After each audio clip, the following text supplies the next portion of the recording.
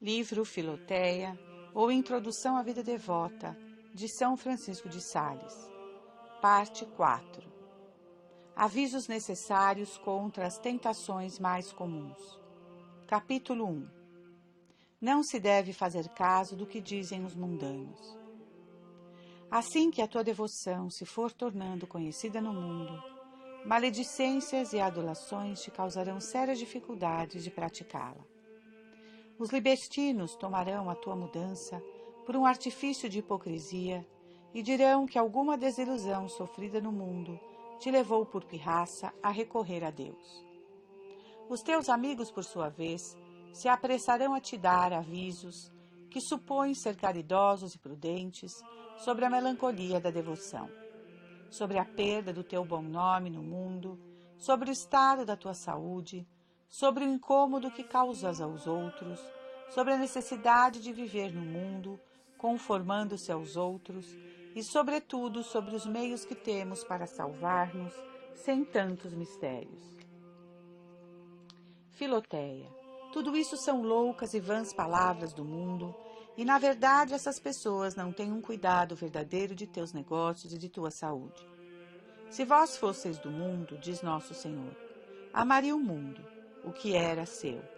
Mas, como não sois do mundo, por isso ele vos aborrece. Vêem-se homens e mulheres passarem noites inteiras no jogo, e haverá uma ocupação mais triste e insípida do que esta? Entretanto, seus amigos se calam, mas, se destinamos uma hora à meditação, ou se nos levantamos mais cedo para nos prepararmos para a Santa Comunhão, mandam logo chamar o médico para que nos cure desta melancolia e tristeza. Podem-se passar 30 noites a dançar que ninguém se queixa, mas por levantar-se na noite de Natal para a missa do galo, começa-se logo a tossir e a queixar de dor de cabeça no dia seguinte. Quem não vê que o mundo é um juiz iníquo, favorável aos seus filhos, mas intransigente e severo para os filhos de Deus? Só nos pervertendo com o mundo poderíamos viver em paz com ele. E impossível é contentar os seus caprichos. Veio João Batista, diz o Divino Salvador, o qual não comia pão nem bebia vinho, e dizeis, ele está possesso do demônio. Veio o Filho do Homem, come e bebe, e dizeis que é um samaritano. É verdade, Filoteia, se condescenderes com o mundo, e jogares e dançares, ele se escandalizará de ti, e se não o fizeres, serás acusada de hipocrisia e melancolia. Se te vestires bem, ele te levará isso a mal, e se te negligenciares, ele chamará isso baixeza de coração. A tua alegria terá ele por dissolução, e tua mortificação por ânimo carrancudo. E olhando-te sempre com maus olhos, jamais lhe poderás agradar. As nossas imperfeições ele considera pecados, os nossos pecados veniais ele julga mortais, e malícias as nossas enfermidades. De sorte que, assim como a caridade, na expressão de São Paulo, é benigna, o mundo é maligno. A caridade nunca pensa mal de ninguém, e o mundo pensa sempre de toda sorte de pessoas. E não podendo acusar as nossas ações, condena ao menos as nossas intenções. Enfim, tenham os carneiros chifres ou não, sejam pretos ou brancos, o lobo sempre os há de entregar se puder. Procedemos como quisermos, o mundo sempre nos fará guerra. Se nos demorarmos um pouco mais no confessionário, perguntará o que temos tanto que dizer. E se sairmos depressa, comentará que não contamos tudo. Espreitará todas as nossas ações e, por uma palavra um pouco menos branda, dirá que somos insuportáveis. Chamará a avareza o cuidado por nossos negócios, idiotismo a nossa mansidão. Mas quanto aos filhos do século, sua cólera é generosidade, sua avareza sabe economia. e suas maneiras livres, honesto passatempo. É bem verdade que as aranhas sempre estragam o trabalho das abelhas. Abandonemos este mundo cego, Filoteia. Grite ele quanto quiser, como uma coruja, para inquietar os passarinhos do dia. Sejamos firmes em nossos propósitos, invariáveis em nossas resoluções, e a constância mostrará que nossa devoção é séria e sincera. Os cometas e os planetas parecem ter o mesmo brilho, mas os cometas, que são corpos passageiros, desaparecem em breve, ao passo que os planetas brilham continuamente. Do mesmo modo, muito se parece a hipocrisia com a virtude sólida, e só se distingue porque aquela não tem constância e se dissipa como a fumaça, ao passo que esta é firme e constante. Demais, para assegurar os começos de nossa devoção, é muito bom sofrer desprezos e censuras injustas por sua causa. Deste modo, nós nos premunimos contra a vaidade e o orgulho, que são como as parteiras do Egito, as quais o infernal faraó mandou matar os filhos varãos dos judeus no mesmo dia de seu nascimento. Enfim, nós estamos crucificados para o mundo e o mundo deve ser crucificado para nós. Ele nos toma por loucos, consideremo-los como um insensato. Capítulo 2. É preciso dotar-nos de coragem. Por mais bela e suave que seja a luz, ela nos deslumbra os olhos se estivermos muito tempo na escuridão. E por mais honestos e amáveis que sejam os habitantes de um lugar em que se é estranho, não se deixa de estar no começo um pouco embaraçado. Poderá, pois, acontecer, Filoteia, que esta grande separação das loucas vaidades do mundo e esta mudança de vida choquem o teu coração com um certo ressentimento de tristeza. Mas tenha um pouco de paciência, eu te peço. Tudo isso não é nada e passará com o tempo. Foi a novidade que causou um pouco de admiração.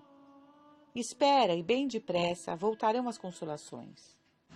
Tens saudades, talvez, da glória dos aplausos que os loucos motejadores do mundo davam às tuas vaidades. Mas, ó meu Deus, queres perder a glória com que Deus, da verdade, te coroará eternamente?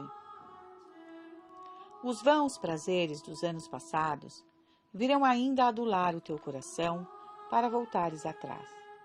Mas queres tu renunciar às delícias da eternidade por mesquinhezas enganadoras?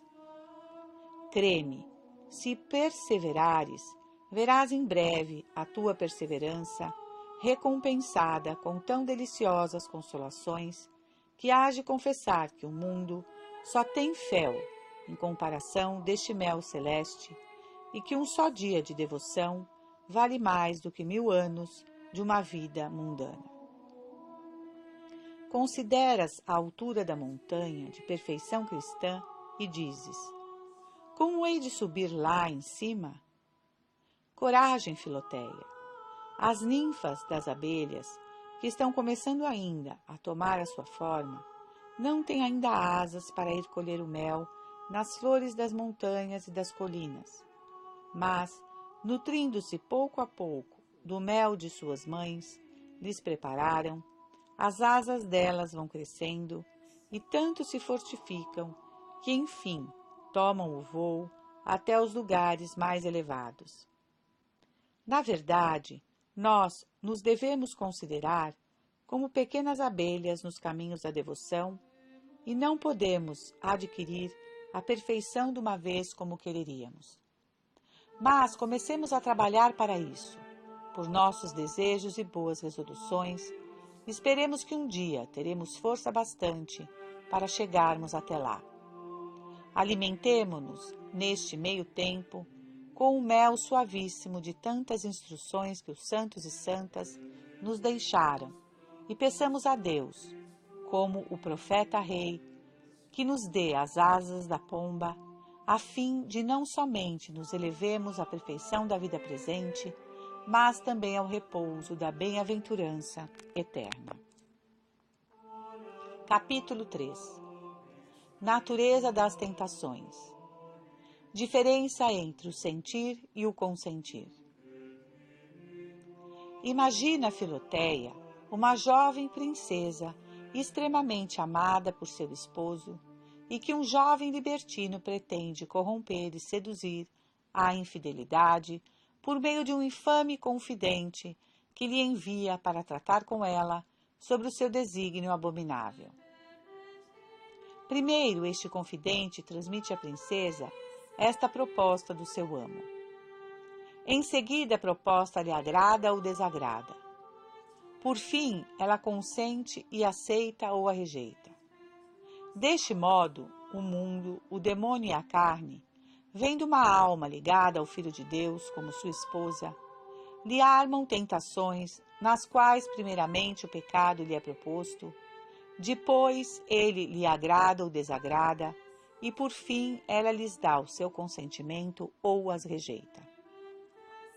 Eis aí os degraus que conduzem à iniquidade: a tentação, o deleite, o consentimento. E embora essas três coisas não se distingam evidentemente em todos os pecados, todavia aparecem sensivelmente nos pecados maiores.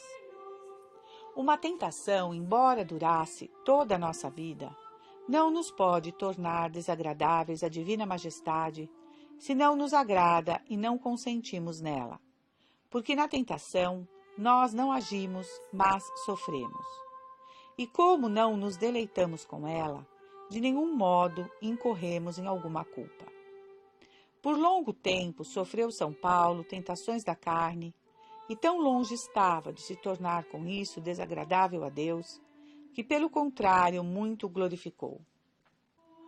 A bem-aventurada Ângela de Flogínio foi também atormentada, tão cruelmente que causava pena ouvir contar. Nem menores foram as tentações de São Francisco e São Bento, quando aquele se lançou nos espinhos e este sobre a neve para as combater, e entretanto, longe de fazer-o perder a graça de Deus, só serviram para aumentar. É preciso, pois, Filoteia, ter grande coragem nas tentações e nunca se crer vencido enquanto elas são desagradáveis, distinguindo bem entre o sentir e o consentir. Podemos senti-las, embora desagradem, mas não podemos consentir sem ter gosto nelas, porque o prazer é de ordinário um grau de consentimento. Ofereçam-nos, pois, os inimigos de nossa salvação, tantos engodos e atrativos quantos quiserem. Conservem-se sempre à porta do nosso coração, prontos para entrarem. Façam-nos tantas propostas quantas quiserem. Enquanto nos conservarmos na disposição de não nos deleitarmos com essas coisas, é impossível que ofendamos a Deus. No mesmo modo que o esposo da princesa mencionada acima não poderia de modo algum exprobar-lhe a proposta que lhe fizeram, se ela a abomina e detesta. Existe, contudo, esta diferença entre a princesa e a alma. Aquela pode mandar embora o intermediário, se o quer, sem lhe dar ouvidos. E a alma, muitas vezes, não se pode livrar de sentir as tentações, conquanto esteja sempre em seu poder não consentir. E esta é a razão porque uma tentação, por mais impertinente que seja, não nos pode causar nenhuma espécie de dano enquanto nos desagrada. Quanto ao deleite que pode seguir a tentação, é muito de notar que o homem tem em si como que duas partes, uma inferior e outra superior, e que a inferior nem sempre se conforma à superior e atua muitas vezes separadamente desta. Disto decorre tão frequentemente que a parte inferior se deleita numa tentação sem o consentimento da parte superior e mesmo mau grado seu. Este é justamente o combate que São Paulo descreve, dizendo que a carne deseja contra o espírito e que há uma lei dos membros e outra do espírito. Já viste, Filoteia, um grande braseiro de fogo coberto de cinzas? Vindo-se aí umas 10 ou 12 horas depois do tocar fogo, só a muito custo é que se encontra alguma brasa restante. Contudo, ainda há fogo aí, e essa brasa pode servir para acender os outros carvões apagados. Eis aí como a caridade, que é tua vida espiritual, subsiste em ti, apesar de todas as tentações. A tentação, pois, deleitando a parte inferior, sobrecarrega e cobre, por assim dizer, uma pobre alma com tantas disposições que lhe reduz o amor a Deus a bem pouca coisa. É só lá no fundo do coração que ele ainda subsiste, e mesmo aí às vezes é só a custo que se encontra. Entretanto, ele aí está de um modo todo real, porque apesar da perturbação geral da alma e do corpo, sempre se conserva a firme resolução de não consentir nem no pecado, nem na tentação. O deleite que apraz ao homem exterior desagrada ao homem interior. E ainda que cerque, por assim dizer, a nossa vontade, o deleite não entra nela, e isso nos faz julgar que é involuntário e que, enquanto permanece assim, não pode ser pecado. Capítulo 4. 2 belos exemplos sobre este assunto. É tão importante, Filoteia, que compreendas bem este ponto, que de bom grado vou explicá-lo um pouco mais. O mancebo citado por São Jerônimo achava-se deitado num leito muito macio, preso por cordões de seda, e foi tentado por todos os modos inimagináveis por uma mulher impúdica, da qual se serviram para abalar a sua constância. Quanto deve ter sofrido seus sentidos e a sua imaginação? Entretanto, no meio de tantas e tão horríveis tentações, ele testemunhava que seu coração não estava vencido e sua vontade não consentia de modo algum. Pois sua alma, vendo tudo revoltado contra ela, e até de seu corpo não tendo nenhuma parte à sua disposição, exceto a língua, ele a cortou com os dentes e a lançou no rosto daquela mulher vil, que lhe era mais cruel que os mais furiosos carrascos. Inutilmente pensar o tirano vencer pelos prazeres esta alma nobre, que não pôde vencer pelos tormentos. A história das tentações interiores e exteriores que Deus permitiu ao espírito maligno causar a Santa Catarina de Sena contra o pudor é simplesmente surpreendente, e nada se pode imaginar de mais horrível do que ela sofreu neste combate espiritual, seja por sugestões do inimigo em sua imaginação e espírito, seja à vista das mais infames representações que os demônios lhe faziam, de figuras humanas, seja ainda pelas mais abomináveis palavras desonestas. Ora, conquanto todo este espetáculo detestável só lhe ofendesse os sentidos, todavia tanto seu coração se agitava, que ela mesma confessa que estava todo cheio e que nada mais lhe restava que não estivesse à mercê desta tempestade, exceto a parte racional da sua vontade. Estas provas duraram por muito tempo, até que, afinal, aparecendo-lhe um dia o Senhor, ela lhe perguntou: Onde estavas, Senhor, quando o meu coração se achava cheio de trevas e impurezas? Respondeu o Senhor: Eu estava, minha filha, aí no teu coração mesmo. E como? Replicou ela. Como podíeis habitar num tal coração? Então Nosso Senhor lhe perguntou se aquelas tentações tinham produzido em sua alma algum sentimento de prazer ou de tristeza, de amargura ou desgosto. E como a santa lhe respondesse, de tristeza e amargura, Nosso Senhor lhe disse: Quem produzia essa tristeza e amargura em tua alma, senão eu, que aí estava escondido no fundo do teu coração? Sabe, minha filha, que se eu não estivesse presente, estas tentações que cercavam tua vontade, sem a poder vencer, teriam sido recebidas com prazer e com pleno consentimento do teu livre-arbítrio, causando a morte à tua alma. Mas, estando eu presente, eu te dava esta força irresistível com a qual te preservavas de cair em tentação. E não podendo resistir tanto quanto querias, isso lhe causava um desgosto e ódio muito maiores contra a tentação e contra ti própria. Deste modo, estes sofrimentos têm sido para ti uma fonte de aumento de virtudes, forças e merecimentos.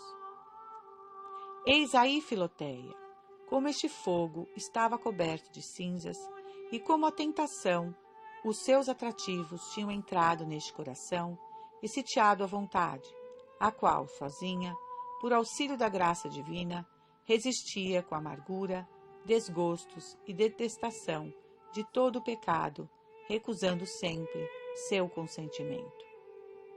Ah, que desolação para uma alma que ama Deus, nem sequer saber se Ele está ou não nela, e se o amor divino pelo qual ela combate está ou não inteiramente extinto nela.